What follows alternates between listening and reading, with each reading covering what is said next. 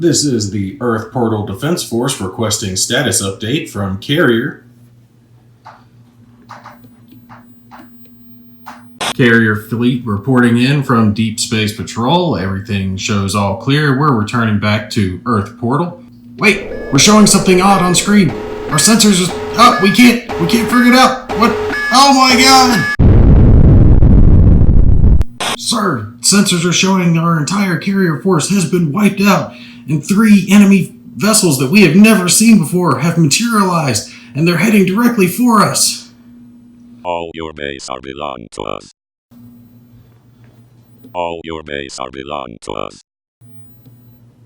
What do we do, sir? Power engines, power weapons. We're going in. We have to hold them until backup arrives.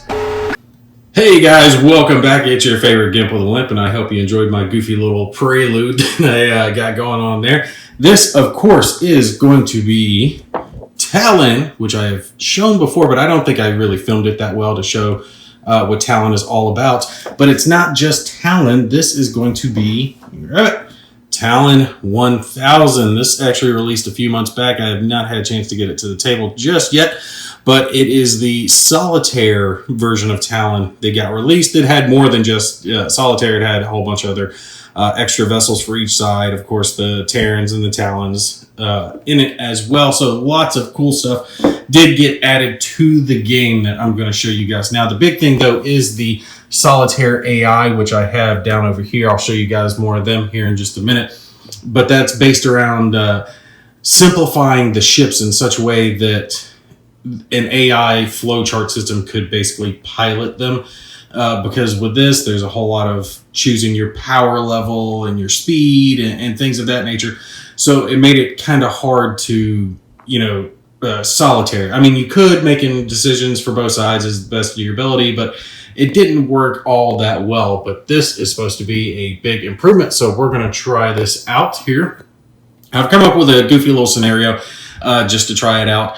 The AI does have some disadvantages and some advantages, so I came up with a goofy scenario that there's a little wormhole that leads to Earth, and there's only a small fleet guarding it. I've got a couple of these little destroyers here, phaser destroyers. These are some of the new ships that came with it. You can see their little power curve, which we'll talk about here in a sec. So just 2 of those guys, and then 1 light cruiser as well.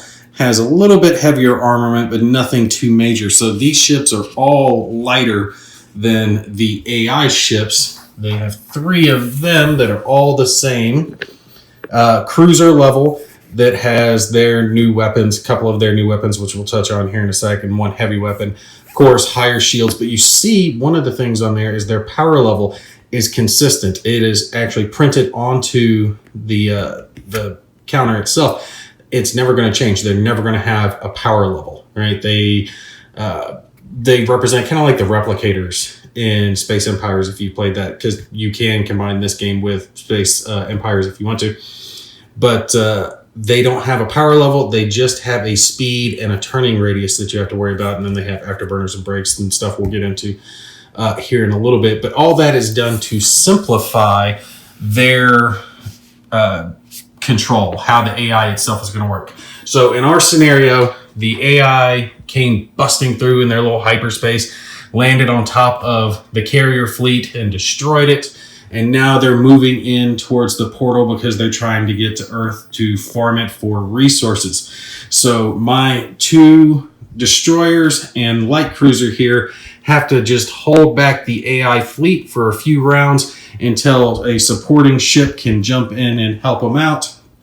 I picked out the battle cruiser heavy, which is midway. This is one of the new things.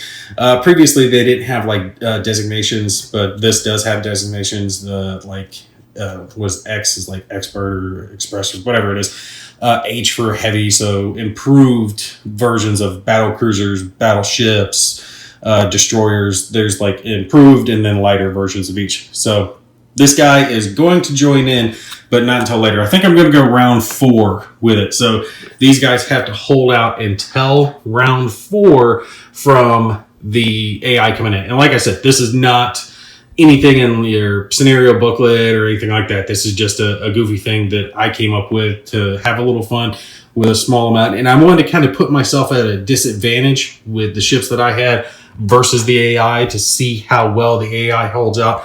Because the amount of rounds that they have, they should be able to hurt me bad enough if the AI works well enough to get a ship over towards this. And the way I'm going to play these guys is that I'm going to play them with the flow chart that they have. I'll show you guys that here in a sec, where they're going to move in, but they're not going to just beeline towards the victory goal of getting to the portal so they can get to Earth.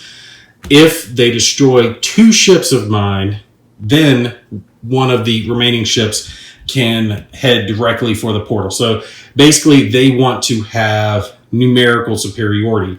If they have one of my ships destroyed, well, they'd only have one of my remaining ships outnumbered. It'd still be 1-to-1 as far as the other fight was concerned. So if they have 2 ships on one ship, that leaves one ship completely free to head directly for the portal. So that's going to be the goal for these guys, is to take out a couple of ships so they can get one directly headed towards the portal. And mine is just to last the 4 rounds until, like I said, the battle cruiser Midway, which I picked Midway because it's freaking Midway. You gotta love Midway.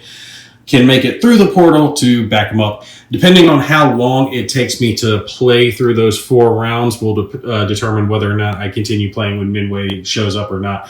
But we'll see plenty of the game until that. Now, this first video is going to be kind of an overview of Talon, the basic rule set. So if you know that and you know Talon, you don't have to worry about watching this. You can fast forward towards the end. Depending on how long it takes me to go over the basics of the game will determine on whether or not I start the first turns out or not. All right, so to understand Talon, this is going to be your basic key. This is your impulse track, your turn track, your sequence of play, if you will, okay? So the round tracker is easy, all right? Each round is a round. That's just it. But up here, the impulse track, for each round, you're going to go through all of these impulses, okay? And the numbers that are, I would say lit up, or in light colors up here, I'm brain farting out here, are the ones that are going to activate. So let me grab one of my ships so I can show you guys what I mean. All the power curves are listed up here. We'll show you guys that here in a sec. But just understand for now that the power curve for this destroyer is 2 for its power. Its speed is a 3. That's what the middle number is. And then on the right, that's its turning radius. And this one's turning radius is a 1 right now, okay? So 2 power, 3 speed, 1 on its turn. Its turn's not going to come into effect up here, though. So what happens is anytime your number is lit up here in one of your 2 categories of power or speed, that's the impulse that you will get to act on whatever it is. All right, so let's go with the first thing that pops up for this, which is 2 or 3, so it's going to be B, 3. 3 being its speed means this destroyer gets to move during impulse B. It'll also move during impulse D and then impulse F as well. So during those turns, it doesn't have the chance to move. It must move during the turns that it has its impulse number being shown. So it has the ability to turn and do slides, and you guys will see all that here in a little bit. The power number also comes into play when its number is shown. And we see all numbers are going to be in impulse F, which is the last one, and then it's going to vary for the rest. For 2, for its power, so it doesn't have a whole lot of power right now, it's going to be C and F. And your power impulse is when you're going to do things like improve your shields, reinforce your shields, or charge a battery if you have something like that. Or you can spend a little bit of power, an action point for your power, to bring in a turning radius, because when you're turning, your little radius here, every time you make a turn on the board, right, so you turn like that, you have to put your turn radius out however far that number is. So if the number is 2, you're going to count out a couple of hexes, and you need to go that far forward before you're allowed to turn again. And it's to signify the momentum and the mass of the ship. But you can do what's called powering through the turn, where you use your AP, your power point, to pull that turn radius in a little bit so you get to turn earlier than you normally would have. See right down here at the bottom, this has all the available power usage things you can do. Actively charge a yellow box, and since we're there, we'll go ahead and address these things. When it comes to firing your weapons, you have yellow and red. The guys over there, they do not. They only have red, but we'll touch on that a little bit. It's something else to help simplify the AI and how they work. But you've got yellow and red. Yellow, you can actively charge by using your power during your turn to build those back up, but your red can only be charged in between a full round. So say you fire your weapons, you burn out your red, you would have to wait until the end of Impulse F, and then you're moving to your next round here. That's when you can actively charge one red box for each of your weapon groupings, right? So it prevents you from just sitting there going fire, fire, fire, fire, fire, because these are big, meaty battleships and destroyers and space vessels, and their weapons take a little bit of time to charge. This helps to signify that. So you'll have other weapons like this cruiser here. This cruiser could charge its phasers in one round, so each round it could fire its phaser grouping once. But its torpedo weapon over here, it's got 2 red squares, right? So that means that it takes 2 rounds in between firing for it to charge it back up so it can be able to fire that again. And in between those rounds, it'll do things like reinforce its shields and build the yellow bars back up, stuff like that. So, all right, so something else that you can do with your power is enable a slip slide, and that is something that I talked about, I mentioned a second ago. And basically when you're flying with your ship, instead of going forward, you can go boop and just slide over to one column over. And the neat part about that is, say you have one of your little turning radiuses, you can grab one, out here in front of it. If you slide over, it pulls in with you. Now, for my ease of play, I always just place these on the ship. I think that makes it easier to keep track of when you're turning versus placing it out on the board, because then it can get on top of other ships and it's just a little quirky. Like I said, you can always use your AP to power through a turn, charge a battery, change defend initiative. That has to do with who goes first. So up here on your initiative, the initiative holding player will go, and then the second player will go. And in an AI game like this, the AI always starts with initiative, and then it'll be the human player. But if the human player does take and spend points to change initiative so they can go first, the AI will never fight to get it back. I don't know why that is. They just, have the rules for that. And some ships have missiles. The Talon ships have missiles. None of the Terran, the Earthling ships have those. And we don't have any bases or carriers to worry about fighters. That's actually what we showed in the original little startup there, but these are fighters. They don't have shields, just a little bit of hull, and they actually get power from their carrier or star bases, things like that. So neat stuff goes on with those guys. And just so I give you an example real quick of what a shield reinforcement is, because I kind of glossed over that, there's a little counter here for each one of the different impulses, right? And it has a letter showing A, B, C, D, all the way to F. And let's say that this destroyer reinforces its front shields. Well, it kind of gives it an extra shield right there at the front, but then it can take damage and you pop the thing off, bam, it's giving you a little bit reinforced. You're using power, dumping into shield. Same shit you see in Star Trek, Star Wars, all that crap. Reinforce the shields, Captain.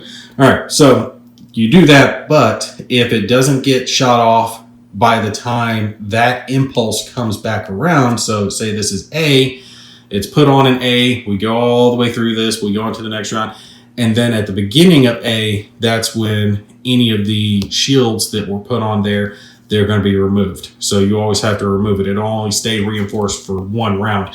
You can't reinforce your shield and then keep it on there indefinitely. And you also have a limit to the amount of that you can do dependent on your power level. You can only reinforce as many shields as your power level halved rounded down. All right, so half of 2 is 1, so I can only reinforce 1 on this destroyer. If it were 3, it would still be 1, because rounding down 1.5 of 3 is still 1. You would have to have at least 4 on your power to be able to reinforce 2 shields, and it's going to be bigger ships that have that. So up here, I've got the other player aid, and you'll notice this has just all the Terran and then the Talon ships. On the left side, it shows their rough point value that varies a little bit depending on some of the upgrades and stuff that's on them. And then looking at it, let me go to my destroyer here. All right, so you see these are the power levels that you can choose to start with. The one that's highlighted is the one they start with, and then you can change it in between rounds. So same thing as like after Impulse F, you can choose to adjust your power level. The destroyer starting off 2 power, 3 speed, 1 turning radius. But you see you can increase your power, lower your speed, so you don't have as much energy in the engine, so you're not going to go as fast, but your turning radius is smaller, so you can start turning on a dime, out-turn your opponent, things like that.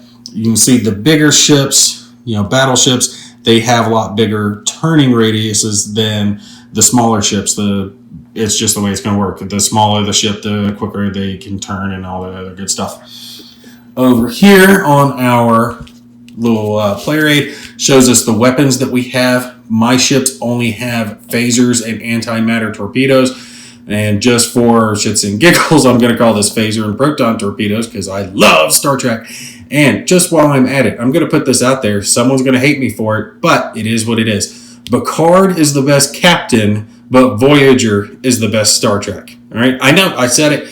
I know someone's unsubscribing to me right now because I said that Voyager is the best Star Trek. I'm sure plenty think the Next Generation or the original are the best, but no.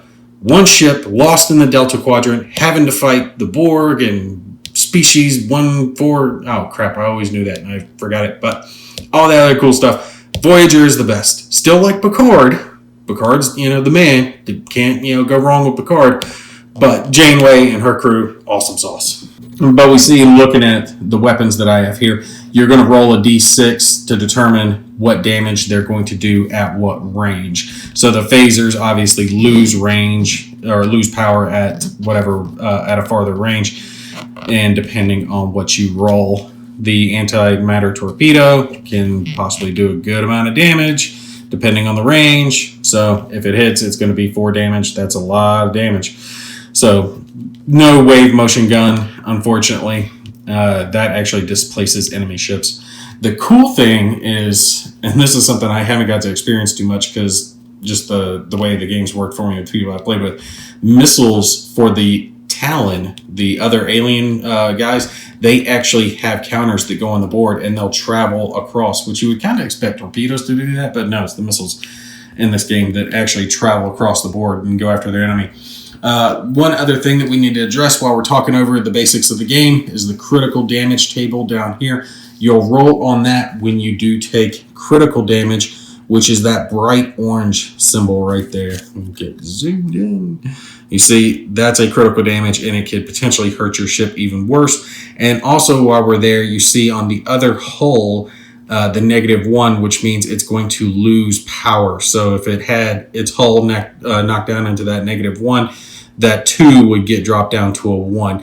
And that's just whatever number is the farthest left that's being shown is what your power loss is. It's not cumulative as you take damage across your hull. All right, so something else neat I can show you guys here real quick before we get started is this is the AI flowchart for what the enemy's going to do. And I've poked around with it a little bit. I don't have, buckets of experience, but it seems to work fairly well for the amount that I've tried it so far. Over here, it also lists down their weapons and the explosion radius because ships do explode and do damage around them. You see their big weapon is their cobalt cannon. Depending on what they roll is the damage it's going to do. And you notice it's lots of just like flat numbers. It doesn't... Everything seems to have been streamlined, right? They try to have not a whole lot of potential decision-making issues to be done. That way the AI can really follow its chart and kind of go along those lines. It does have its laser down over here, shorter range, only a range of 2 for it, but it can do a fair amount of damage just depending. But you see, you start up here on your left and work your way around. Say start, red for no, green for yes, and then you just read these. And if the condition is whatever it is, you follow your path along and it'll tell you what it's going to do. Same thing for your firing down over here. The enemy can have priority targets. That's what it lists down over here. It's movement target, firing target, priority target, that type crap. So it'll pick a ship in between like the rounds. So it'll have a priority ship that it's going for.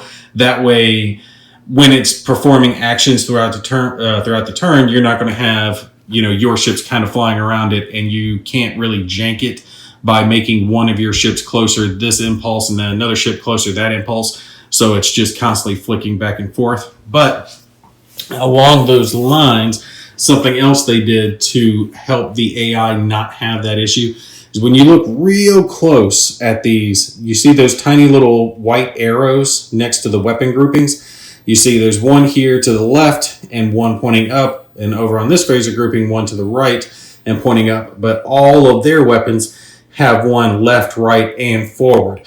That has to do with your side, front, and rear arcs.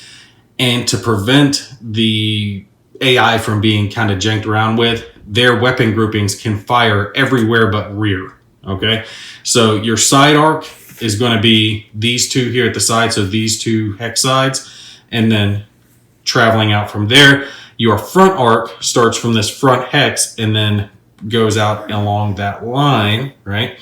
Same over here with this side, and then the rear hex does, or the rear arc does the same, traveling along that line. So your wider arcs are actually to your sides rather than your front, the way this game is set up. Okay, so we're real close to long in the tooth, but I'm going to go ahead and get the first impulse done with just to show you guys a little bit of starter play. Like I said, I've got a destroyer here, destroyer up here. Both of them are the same destroyers. They just have a couple of phasers. And then I got my one cruiser. And then all three of these guys are the exact same over here. Same power structure, same hull, same shields, same everything. Like I said, they really did try to streamline the enemy ships, or the AI ships, to make them easier to play. So we're over here. The red side's going to be the initiative, and we're starting on Impulse A. Impulse A, and I'm going to say number A at some point in this playthrough. Impulse A activates 4, 5, and 6 on the power and the movement. We see none of my guys have 4, 5, or 6 as their numbers, so none of them are going to be acting this impulse anyway. But regardless, the AI would be going first. Okay, so basically, I'm not going to walk through everything every time we're doing the AI. I'll probably shorten it by just telling you guys what the chart's doing. But a little short overview here real quick at the flow chart. We're looking at the start here. Is there a move, considering break or burn, which both of these, or all these ships have rather, afterburners let them move on an impulse they normally couldn't. Break allows them to not move on an impulse they normally would. They can only use these once a scenario though. But the flowchart does take that into consideration. So is there a move that would allow them and fire, blah, blah, blah, where firing, assuming 6s are rolled, so they're always going to assume that if they roll perfect, can they do damage? Can they cause hull damage this impulse? No. So they're nowhere near any of my guys right now. Do I move this impulse? Yes, they do. All are true. Break is available? Yes. Is it impulse F? No. So we're going to choose down here, and we see for they're going to choose their movement target. And right now they technically don't have any primary targets. I'm probably just going to have them split, but right now they don't have a priority target. So which enemy is closest, and depending on whether the enemy is in their side or rear hexes, they add hex count to that to make it to where the AI is more likely to target enemies that are in their front arc rather than allowing you to, say, put a less vulnerable target right against their rear hex, and then have another one a couple of hexes up in the front and say, oh, well, no, this one's directly behind them in the rear.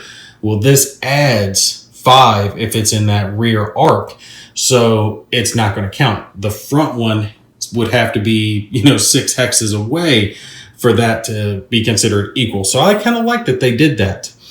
But as you keep following along, it's looking for the closest enemy. All of my guys are going to be roughly equidistant to them right now. They're all way out there in front. So without bothering to walk it all the way through. The basic chance thing of what they're going to be doing right now is simply moving forward towards all of my guys. All right, so we're going to take each one of these. Boom, boom, boom. And you see, like I said, their speed is 4, but that doesn't mean that they're moving 4 hexes. That just means they move 4 times this round, right? So they'll move a total of 4 hexes over the course of the entire round, and then their speed will remain roughly the same. They really don't change off of this, short of taking damage or other mitigating circumstances, which I like about the AI. It really makes it easy because you're walking through the flowchart. You know what their power curve is going to be. You know what their goal is going to be. It really does kind of make it easy. I like how they're trying to streamline that. And then when we go back over here to our impulse track, they've done theirs. And like I said, I've got nothing right now that can do anything. My power and my speed are all at 2s and 3s right now. So boom, we go to there. Then we go to impulse B. And that's when I will get to act. I'll tell you what, since they don't have anything that acts during impulse B, I'll go ahead and do my guys, which is all going to be speed at this time. So where do we want to move? I will be moving him forward, and my goal is to try to kind of spread them out a little bit. See if I can flank in on them with this destroyer, come in with the cruiser straight on, fire a torpedo or something.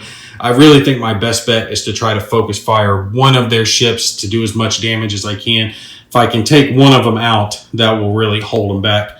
This last ship, do I want to turn yet? No, I think I want to get closer to my cruiser. So we're going to have him go forward as well. That takes care of all of them. All their speeds are 3. But he has power that he gets to do this impulse as well.